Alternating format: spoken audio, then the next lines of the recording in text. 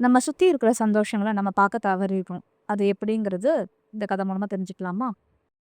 ஒரு கடல்ல அம்மா மீனு, அப்பா மீனு, குட்டி மீனுன்னு வாழ்ந்து வந்தாங்க.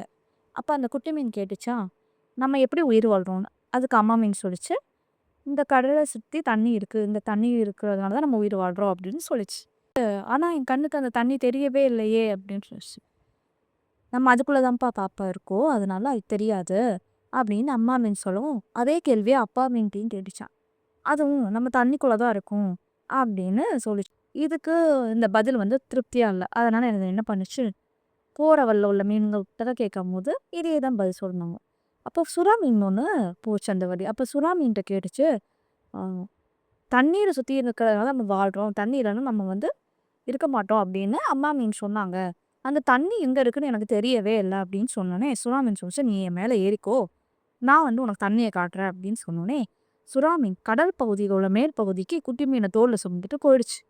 மேல போனோனே அதால மூச்சு விட முடியல. மூச்சு விட முடியலன்னோனே, அத பார்த்த சுறா மீன் உடனே தண்ணிக்குள்ள வந்துருச்சு. கடல் தண்ணிக்குள்ள வந்தோனே, இப்போ குட்டி மீன்ட்ட கேட்டுச்சு சுறா மீனு, "இப்போ தண்ணி எதுன்னு உனக்கு தெரிஞ்சுதா? இப்போ உனக்கு தெரிஞ்சிருக்குமே" அப்படின்னு சொல்லுச்சாம். ஸோ, இந்த மாரி மேலும் கதைகள் தெரிஞ்சுக்க சப்ஸ்கிரைப் பண்ணிக்கோங்க. இந்த மாரி குட்டி, குட்டி சந்தோஷங்கள் நம்மள சுத்தி இருக்கிறது நம்ம கண்ணுக்கு தெரியறதில்ல. அந்த சந்தோஷத்த நீங்க மிஸ் பண்ணிடாதீங்க. நன்றி.